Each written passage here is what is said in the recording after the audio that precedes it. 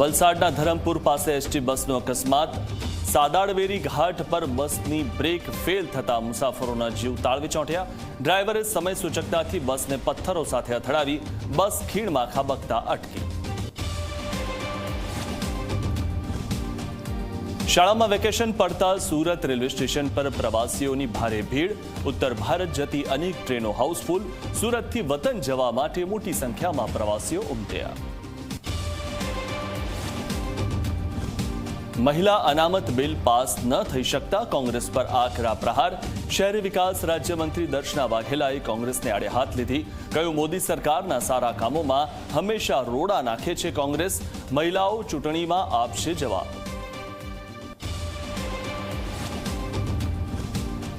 પ્રધાનમંત્રી નરેન્દ્ર મોદીએ કર્યું રાષ્ટ્રજોગ સંબોધન. મહિલા અનામત બિલ નામંજૂર થવા પર પીએમ મોદીએ કહ્યું, વિપક્ષે જે પાપ કર્યું છે તેની સજા તેમને જરૂર મળશે.